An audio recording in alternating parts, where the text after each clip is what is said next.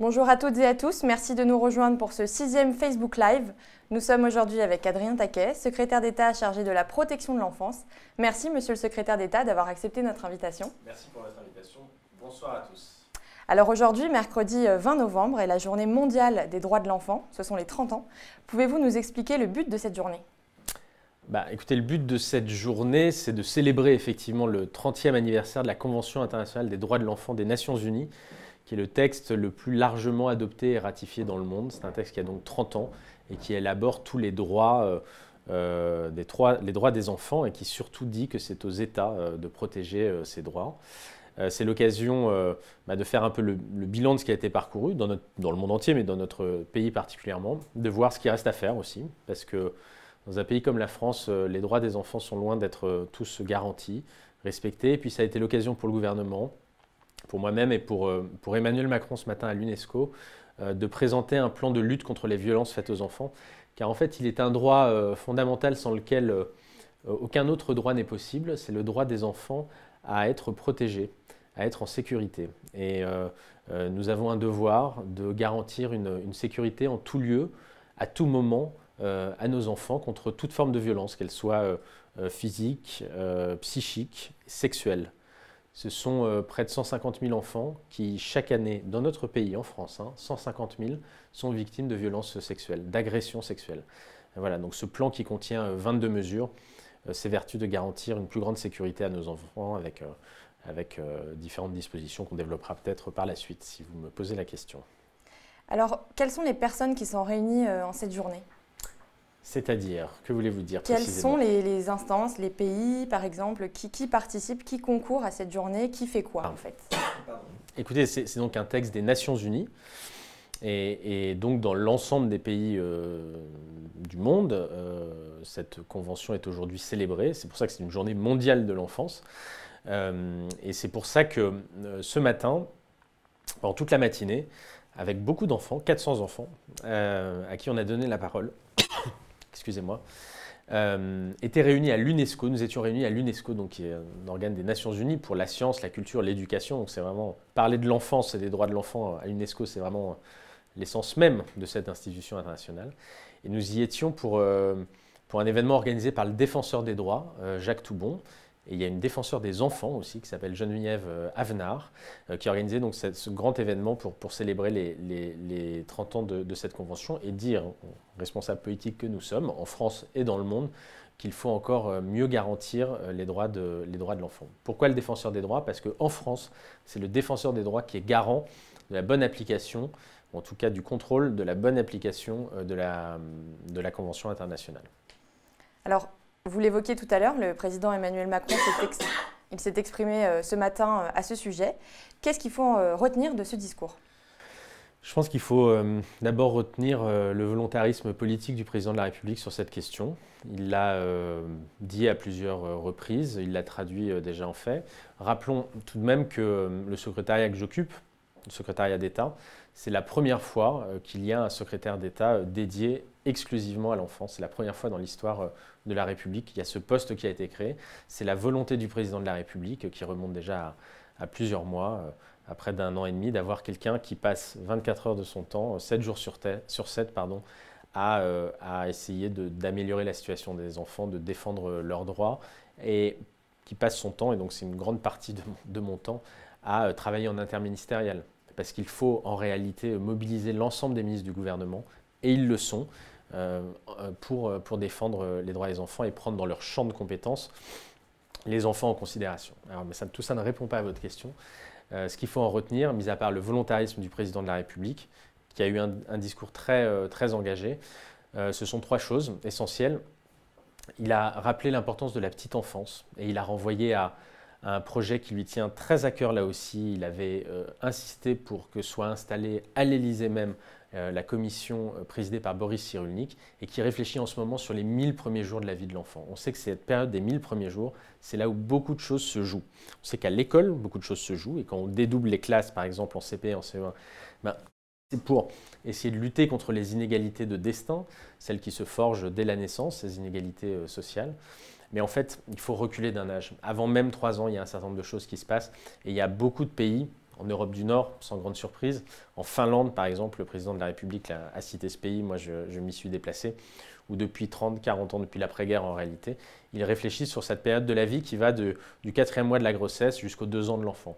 Et là, on sait que ce qui se passe pendant cette période-là, en termes de santé future de l'enfant, en termes de développement cognitif, d'acquisition des connaissances, mais aussi s'agissant des inégalités sociales, beaucoup de choses se jouent là. Et donc nous voulons véritablement bâtir pour la première fois en France une vraie politique publique sur cette période-là de la vie et investir massivement sur cette période-là. Donc ça, c'était le premier élément de discours fort. Puis deux éléments qui portaient davantage sur la violence, même si le fait de faire de la prévention et d'accompagner les parents, c'est une façon de protéger les enfants. Deux autres éléments importants. Le premier, c'est un discours très fort et des mesures qui font partie du plan que j'ai annoncé sur les antécédents judiciaires des personnes qui sont en contact avec les enfants. Nous devons garantir à nos enfants et à leurs parents que les enfants ne sont pas en contact de pédocriminels ou de prédateurs. Et donc ça, c'est la question notamment d'un fichier qui s'appelle le FIGES, voilà, dans lequel tous les agresseurs sexuels sont répertoriés. En fait, ils ne le sont pas tous. On s'est rendu compte que les personnes qui avaient consulté des sites pédopornographiques, avec des images d'enfants nus ou en train de se faire violer, ces gens-là n'étaient passibles d'une peine que de 2 ans de prison. Ce qui avait pour effet de ne pas les inscrire automatiquement dans ce fichier. C'était donc uniquement sur décision du juge. Donc dans 50% des cas, le juge inscrivait effectivement au FIGES ces personnes-là, mais ça veut dire que dans 50% des autres cas, ce n'était pas le cas. Et que ces personnes-là pouvaient se retrouver en contact, pouvaient être embauchées dans des structures où se trouvaient des jeunes enfants. Donc ce n'est pas acceptable. Nous avons donc décidé de durcir les peines pour la consultation d'images pédopornographiques, de monter ça à 5 ans, et ça aura pour effet d'inscrire automatiquement ces personnes-là au FIGES pendant 30 ans, et donc ça les empêchera de pouvoir être au contact de nos enfants. Et puis par ailleurs, nous allons mener un audit assez pointu, c'est le ministère de la Justice qui va faire ça, pour voir dans toutes les administrations, dans tous les ministères, dans toutes les administrations et toutes les structures, les associations qui sont sous leur responsabilité, mais aussi dans les collectivités locales, régions, les départements qui ont en charge la protection de l'enfance notamment, voir s'ils connaissent l'existence de ce fichier, s'ils connaissent la possibilité de le consulter, et s'ils le consultent effectivement, et s'ils ne le font pas, pourquoi. Et comment on va aider à ce qu'il soit davantage consulté. L'objectif, c'est qu'il y ait une systématisation quand on embauche quelqu'un qui va travailler auprès des enfants, qui est systématiquement une consultation de ce fichier. Voilà. Donc ça, c'est une autre mesure forte. Puis le troisième aspect, c'est la question de l'exposition à la pornographie. C'est une forme de violence. Exposer un gamin de 10-11 ans, parce que la moyenne c'est 12 ans, donc c'est-à-dire qu'il y a des enfants de 10 ans, 9 ans qui sont exposés à la pornographie, c'est une forme de violence, ni plus ni moins.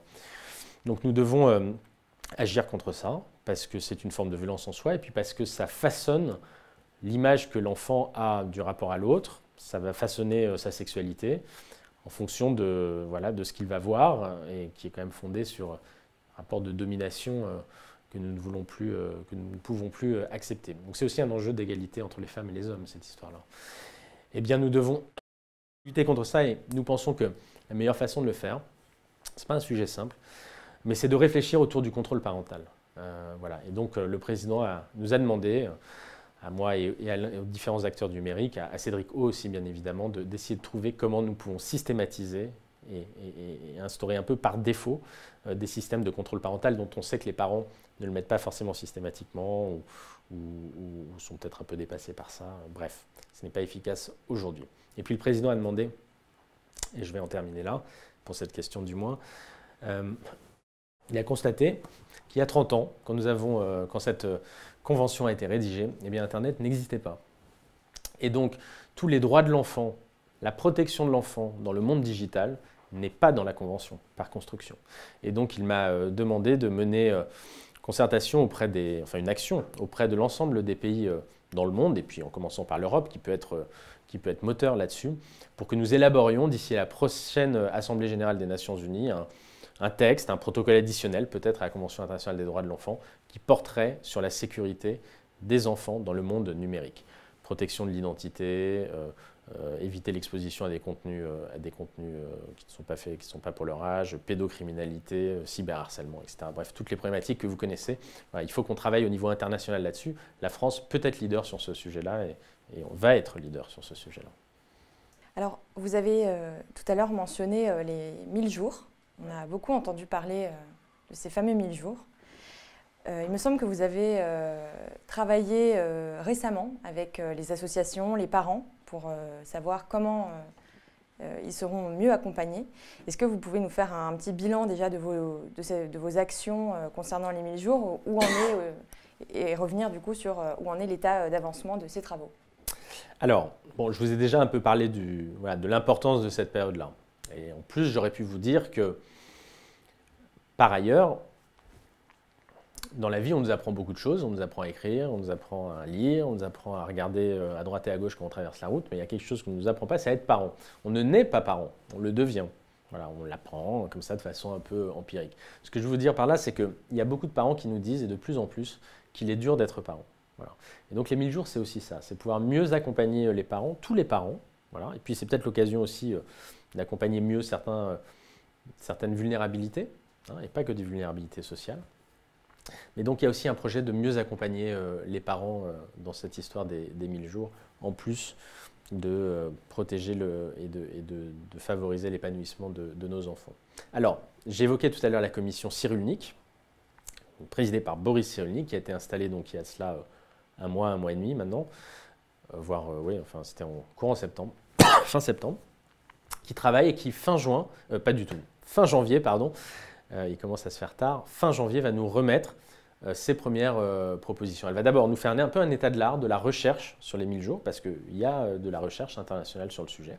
Pourquoi cette période-là est importante pour l'enfant, et va formuler des recommandations très concrètes, je leur ai demandé d'être très concrets, d'ici fin janvier, avec des sujets, toutes les questions que se posent les parents à ce moment-là. Donc c'est la question de l'accompagnement pendant la grossesse, la question du retour à domicile, avec des sujets tabous jusqu'à présent, la dépression postpartum par exemple, la dépression des femmes quand elles rentrent à domicile, la notion d'isolement. Moi j'ai entendu beaucoup de femmes me disant qu'elles se sentaient seules pendant la grossesse, en particulier quand c'est une grossesse complexe, au retour à domicile. Beaucoup de questions autour de l'alimentation des enfants, l'allaitement, gros sujet sur l'allaitement. Question dès avant 3 ans, dès avant 2 ans même, de l'exposition aux écrans des jeunes enfants. On sait, on commence à savoir que ça a un impact sur le développement cognitif de l'enfant. Et puis 2 sujets très importants qui sont liés avec tout ce que je vous raconte, la question des modes de garde, les modes d'accueil, tout le sujet des systèmes de crèche et d'assistants maternels, voilà, que nous voulons interroger. Et puis la question des congés, voilà, congé maternité, mais surtout congé paternité, congé parental. Voilà, comment faire en sorte qu'il y ait une présence peut-être plus importante et plus partagée des 2 parents auprès de l'enfant. Donc c'est des sujets aussi qui font l'objet d'une espèce de tour de France que je fais depuis 2 mois, qui va me conduire aussi jusqu'à janvier-février, à la rencontre de 1000 parents pour collaborer avec eux ce parcours des 1000 jours, parce que c'est un véritable parcours des 1000 jours que l'on veut créer. Donc voilà, tout ça nous amène fin janvier. Après, on va réfléchir, on va faire des arbitrages, on va bâtir une politique publique, et puis on espère pouvoir présenter les premières choses d'ici à l'été prochain, pour que les prochains budgets, sécurité sociale et État, puissent embarquer déjà des premières mesures et qu'on initie ce parcours 1000 jours. Alors, on a une question qui revient beaucoup auprès des internautes. C'est de savoir ce que vous faites ou ce que vous allez faire pour les enfants victimes de violences, donc de leurs parents ou de leur famille. Donc vous parlez tout à l'heure des violences physiques, morales, des viols, etc. Alors, on va s'évertuer à faire beaucoup de choses. Alors, je ne sais pas si on a vraiment le temps là, mais il y a beaucoup de sujets sous-jacents à votre question. Il faut qu'on libère la parole, il faut qu'on facilite, il faut qu'on sensibilise davantage les enfants. Il faut qu'on aide les professionnels de santé pour repérer les situations à risque ou les situations de violence. Et puis qu'une fois qu'on a libéré, et donc il y a des mesures là-dessus dans le plan de violence que j'ai proposé aujourd'hui, et puis une fois que vous avez libéré la parole, il faut être capable de bien la recueillir, de l'écouter, de la recueillir. Alors c'est la raison pour laquelle, par exemple, on a augmenté les moyens du 119. Donc le 119, c'est le numéro de l'enfance en danger, il faut en parler, le répéter. On va rajouter 400 000 €, moitié État, moitié département, que ça va permettre d'embaucher 5 écoutants supplémentaires et puis des chefs de projet pour digitaliser ce service, pour le rendre accessible aux sourds et aux malentendants, bon, voilà, pour renforcer qu'on ait un objectif de 0 appel sans réponse.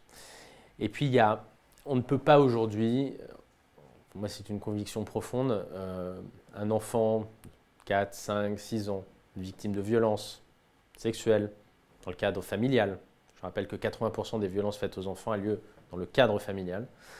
On ne peut pas auditionner cet enfant-là dans un commissariat avec des personnels non formés. Bon. C'est de moins en moins le cas, mais on a développé depuis plusieurs années, enfin sous l'impulsion des associations, un dispositif formidable qui s'appelle les unités d'accueil médico-judiciaire pédiatrique. C'est dans les services de pédiatrie, dans un environnement sécurisant pour les enfants, avec des enquêteurs, police, gendarmerie, qui ont été formés, un regard pluridisciplinaire, parce que vous avez un médecin légiste, une infirmière qui est là. Tout est enregistré. Comme ça, l'enfant n'a pas à redire 6 ou 7 fois au cours de la procédure ce qu'il a vécu, parce que redire, c'est revivre. Voilà, ça, ces unités-là, enfin, quand on voit comment ça marche, on se demande comment ça pouvait être avant et comment ça pourrait être différemment. Il y en a 58 en France. D'ici à 2022, on veut qu'il y en ait un par département, couvrir l'ensemble du territoire. Voilà, et puis il y a autre chose, on va faire plein d'autres choses pour les enfants victimes, mais il y a un point où on n'est pas bon, c'est la prise en charge des victimes, la prise en charge des enfants.